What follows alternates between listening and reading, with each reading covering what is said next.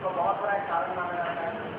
जो मूवमेंट कहीं न कहीं बहुत है, वो भी कहते हैं कि हमें बहुत ज़्यादा दिक्कत नहीं, उस मूवमेंट के कारण राम को मिला है।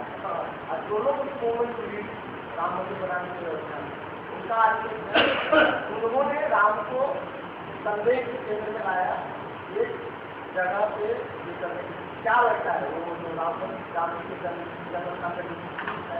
और उसके कारण जो देखिए, एक महत्वपूर्ण चीज याद रखिए कि कुछ जो बहस है, कुछ डिबेट्स जो है दुनिया में और खासतौर पे भारत के भी हम अगर बात कर रहे हैं तो वो बड़ी निरर्थक सी और केवल शुद्ध रूप से राजनैतिक डिबेट्स हैं, पॉलिटिकल डिबेट्स हैं। और राम मंदिर जो है यह एक बीमारी की तरह, ये भी अंग्रेजों के जमाने में शुरू किया गया एक छोटा सा डिबेट था जो आज बढ़ते बढ़ते बढ़ते इस देश के लिए डायबिटीज बन गया है डिबेट से, ठीक है ना। राम मंदिर मुद्दा एक बड़ा मुद्दा है, इसमें कोई दो राय नहीं है, क्योंकि उसमें लोगों की सेंसिटिविटी, लोगों के इमोशंस जुड़े हुए हैं, हिंदुओं के अपने इमोशंस जुड़े हुए हैं और मुसलमानों के अपने इमोशंस जुड़े हुए हैं।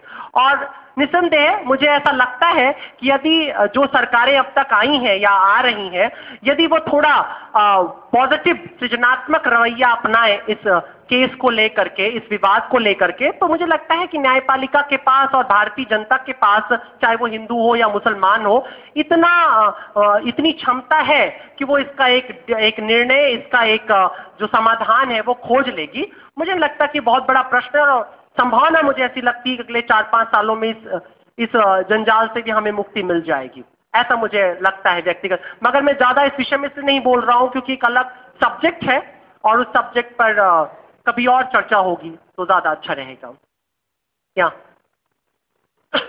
ये एक बड़ी समस्या होती है कि जो महिला वर्ग है वो 35% आरक्षण की मांग करता है, लेकिन क्वेश्चन नहीं 35% उठते हैं।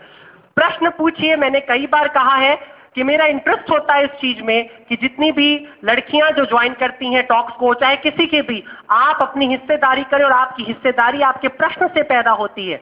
आप प्रश्न पूछें, क्योंकि सबसे ज्यादा राम को आप ही लोगों के ऊपर आताताई बताया जाता है। यही बताया जाता है कि स्त्रियों के साथ बड़ा कष्ट दिया उन्होंने, ताड़का सुपर्णखा से लेकर सीता तक सबको सताया। तो आप लोग भी अपने जो विचार है उन्हें रखें। अब आप अपना प्रश्न आप पूछ ले पहले। आप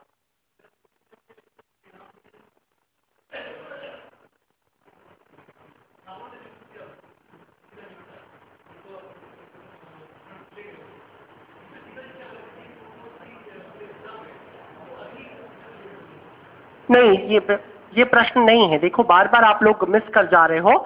सीता की गलती की कोई चर्चा ही नहीं है। सीता ने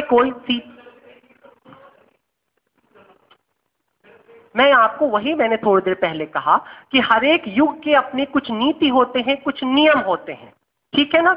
अब हो सकता है आज के समय में बहुत सामान्य सा एक टेस्ट है, अग्नि परीक्षा से भी लेकिन बड़ा भयानक, उसे नार्को टेस्ट कहते हैं, है ना।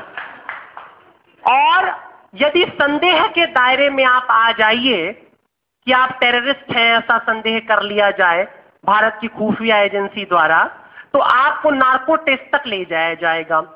पिछले दिनों एक साध्वी प्रज्ञा थी, वो बेचारी कैंसर वैंसर का शिकार हो गई और बहुत कुछ हो गया, पता नहीं अब जीवित है कि नहीं ये भी नहीं मुझे पता।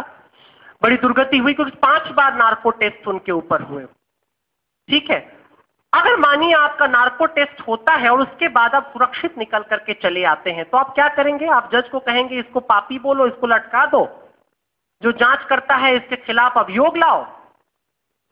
संदेह, जो मनुष्य की न्याय प्रणाली है वो संदेह और साक्ष्य के आधार पर चलती है, ठीक है। विटनेस, सीता पर संदेह वहां के लोग करते हैं। उतरते ही आप पढ़िए रामायण, उतरते ही पहले जामवंत कहता है, वहां का समूह कहता है सीता इतने दिनों लंका से रह करके आई है, आप पहले अग्नि परीक्षा कराइए, ये पवित्र है या नहीं है। और ये एक सामान्य सी बात है, मैं कह रहा हूं बार बार कि संविधान के दायरे में रहिए। आज भी आप जो करते हैं वो संविधान के दायरे में। आखिर इस वक्त आप राम पे परीक्षण कर रहे हैं ना। हर एक युग का अपना तरीका है परीक्षण करने का। और मजेदार बात बार बार याद रखना कि सीता अग्नि में जाती और निकल के चली आती है, ये हमेशा याद रखना। इसका मतलब कि उस जमाने में इस तरह की अग्नि को उत्पन्न किया जा सकता था जिसके अंदर केवल और केवल आपकी पवित्रता की परीक्षा होती थी, आप जलते नहीं थे। जैसा कि रोमनों के यहाँ एक कहानी है कि जब वहां की रानियों पर शक होता था तो वो क्या करते थे, मोम के कपड़े पहना करके वो आग के पास से निकालते थे। अगर वो पवित्र होती थी तो मोम नहीं गलता था, और अगर वो अपवित्र होती थी तो मोम पिघलकर उनके बदन पर लग जाता था।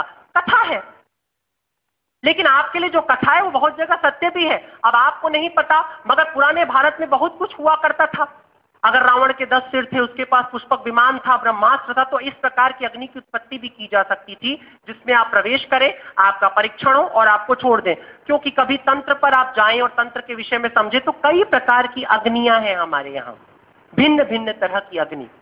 तो उसमें एक विशेष प्रकार की अग्नि में सीता आती है। और यदि आप पूरी कथा को मानते हैं तो उस कथा के अंतर्गत ये कि राम ने वन में जाने से पहले सीता को अग्नि के पास छोड़ दिया और कहा कि हे अग्नि देवता, तुम इन्हें सुरक्षित रखना, जब मैं वन से लौटूंगा तो जो लीला करने वाली सीता है इसे तुम समाहित कर लेना और जो मेरी सीता है उसे तुम वापस लौटा देना। तो यदि पूरी रामायण को मानना है तो पूरी मानिए, खंडों में क्यों बात करते हैं। तो वहां पर सीता पवित्र थी, पवित्र है, पवित्र रहेगी, और सीता ने कोई परीक्षा वरीक्षा नहीं दी, एक लीला थी।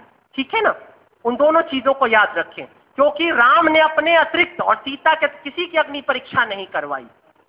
अगर ऐसा होता कि राम राज्य में यह परंपरा थी कि स्त्रियों की अग्नि परीक्षा हो, तो मैं मानता कि राम ने एक परंपरा चला रखी थी, पर ऐसा तो नहीं ना हुआ, किसी की परीक्षा करवाई नहीं कराई, केवल सीता के साथ ये घटना घटती।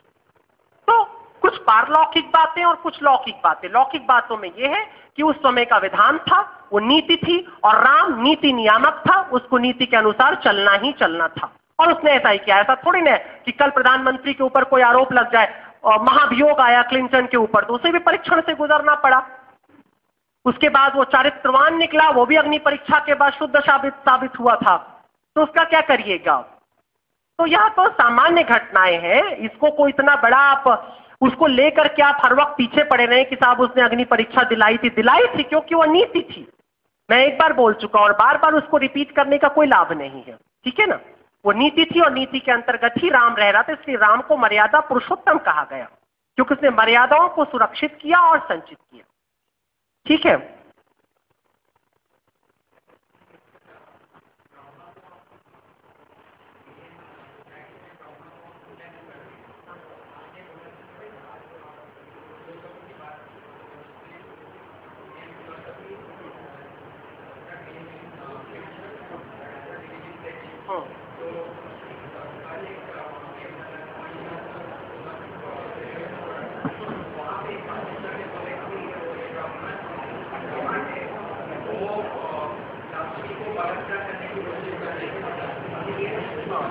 प्रश्न मेनली क्या है आपका कि ब्रह्मा पापी थी इसलिए उनकी पूजा नहीं की जाती ना, खत्म।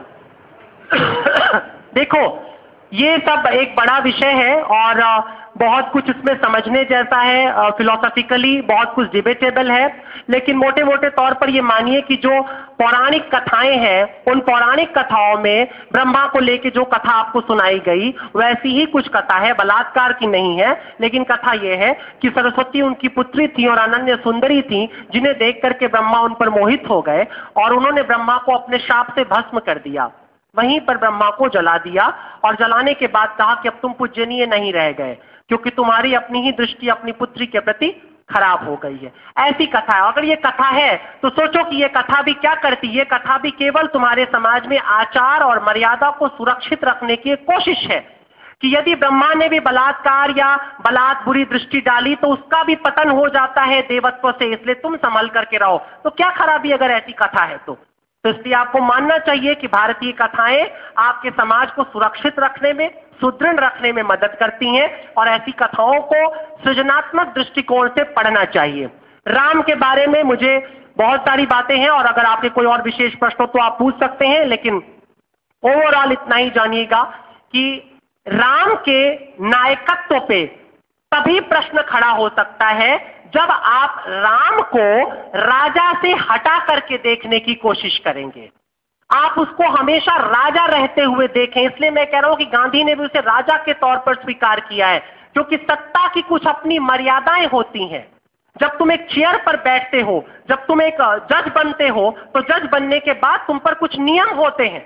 तुम्हारा पुत्र आ जाए कि पिता आ जाए कि पत्नी आ जाए, तुम अपने न्याय में खलल नहीं डाल सकते हो। ठीक है। अब तो होता यह है कि अगर आपके पुत्र के खिलाफ है तो आप जज हो ही नहीं सकते, कुछ इस तरह के भी रूल्स होते हैं, क्योंकि भरोसा नहीं किसी को कि राम जैसी निष्पक्षता भी होगी। लेकिन राम के पास ये निष्पक्षता है, इसलिए वो अपनी पत्नी और पुत्र के खिलाफ भी राजहित में खड़ा हो जाता है। ठीक है, लास्ट क्वेश्चन कोई पूछ ले। किसके? शंबूक के विषय में कुछ नहीं, सिर्फ इतना ही कहूंगा कि शंबूक का वध किया था राम ने, और वह भी इसलिए किया था क्योंकि राम का कोई पर्सनल बैर शंबूक से नहीं है, कोई व्यक्तिगत। राम कहते भी हैं वाल्मीकि रामायण में कि मेरा शंबूक से कोई शत्रुता नहीं है, मैं तो जानता भी नहीं उसे। ठीक है, मगर ऋषि मुनि उनके पास आके कहते हैं कि देवता आके कहते हैं, अगर हम मान ले कि सोसाइटी के अलग अलग तबके के लोग हैं ये, और वो आके कहते हैं कि शंबूक हमारे लिए डिस्टर्बिंग एलिमेंट है, ये हमें परेशान करता है, और इसकी वजह से हमारा जो क्या कहते हैं, जो हमारा साम्राज्य है या जो हमारा स्टैंडर्ड है वो गिर सकता है, हम बर्बाद हो सकते हैं, तो इसलिए इसका वध किया जाए। और नीति नियम यह कहता है, पढ़िए आप, वो कहता है नीति नियम यह कहता है कि यदि ऐसा ऐसा होता है तो इस अवस्था में पर्टिकुलर व्यक्ति का वध कर देना चाहिए। ठीक है, तो राम कहता है जैसी तुम्हारी आज्ञा। तो जो ऋषियों की और मंत्रियों की आज्ञा होती है उस अनुसार वो शंबूक का वध कर देता है। तथा शंबूक को लेकर जो फैलाई जाती है उस पर 2 मिनट चर्चा कर लेता हूं क्योंकि महत्वपूर्ण है। शंबूक की आड़ में दलित वर्ग को भड़काया जाता है राम के खिलाफ। यह कहा जाता है कि देखो ये धूर्त व्यक्ति था और इसने शंबूक का वध कर दिया क्योंकि वह दलित था। मैंने क्या कहा कि रावण मारा जाता है, और रावण कौन था? ब्राह्मण था। उसके लिए, राम के लिए दलित और ब्राह्मण नहीं था, उसके लिए महत्वपूर्ण था समता के आधार पर दंड।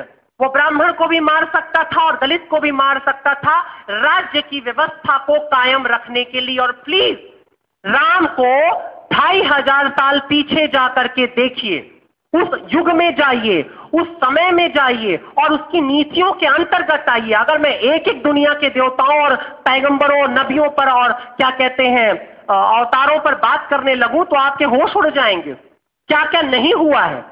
लेकिन वह सब भी न्यायोचित है क्योंकि सभी काल के उस खंड में आवश्यक हो जाते हैं। इसको ध्यान में रखना। कोई ऐसा धरती पर अवतार नहीं हुआ, कोई ऐसा महात्मा नहीं हुआ, कोई ऐसा राजनेता नहीं हुआ जिसने अपराध नहीं किया। तुम क्यों ग्रेट अलेक्जेंडर बोलते हो, तुम क्यों ग्रेट अशोक बोलते हो? जितनी हत्याएं निरर्थक और कलिंग को पूरा भस्म करके रख देता है, वो ग्रेट हो सकता है? बोलो उसके खिलाफ। कम होता है बुद्ध के नाम पर कितना शोषण इस देश में बुद्धिस्टों ने किया है, बोलो उसके खिलाफ। मार्क्स के नाम पर कितने बेगुनाह रोज मारे जाते हैं नक्सली मूवमेंट्स के अंदर, बोलो उनके खिलाफ। पैगंबर के नाम पर कितनी जगह बम फोड़े गए, बोलो उनके खिलाफ। ईसा के नाम पर कितने मुसलमानों को मारा जाता है, कितना उनके खिलाफ षड्यंत्र रखा जाता है इंटरनेशनल मीडिया में, बोलो उनके खिलाफ। तुम्हें ले दे करके एक राम मिलता है बेचारा। मैं बेचारा इसलिए कह रहा हूं कि तुम उसके युग में जाना नहीं पसंद करते हो। तुम्हारे सारे लोग सही हैं, ऑपरेशन ब्लू स्टार सही है, 84 के दंगे सही हैं, उसके बाद भी वो देश, वो तथाकथित पार्टी तुम्हारे देश पे शासन करने के लिए स्वतंत्र है, ये सेकुलर है। क्या जहालत की बातें तुम करते हो? ये वे है तुम्हारा। पर समस्या होती है, जितना बड़ा नायक होगा उस पर उतना छोटे से छोटे धब्बा भी दिखाई देगा। दरअसल पूरे विश्व में राम जितना बड़ा नायक नहीं पैदा हुआ, इसलिए उसकी खूबसूरती पे हम छोटा सा भी दाग नहीं बर्दाश्त कर पाते हैं और हम उसके खिलाफ बोलने लगते हैं। वो एक शेर है ना, राम को पसंद करने से पहले पूरी दुनिया को देखना पड़ा होगा, पहले 100 बार इधर और उधर देखा है, फिर कहीं डर के कहीं, फिर तुम्हें डर के कहीं एक नजर देखा है। क्या गलत है जो मैं दीवाना हुआ, सच कहना। क्या गलत है जो मैं दीवाना हुआ, सच कहना।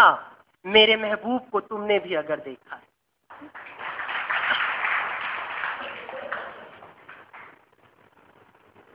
तो आज ये मीटिंग खत्म होता है।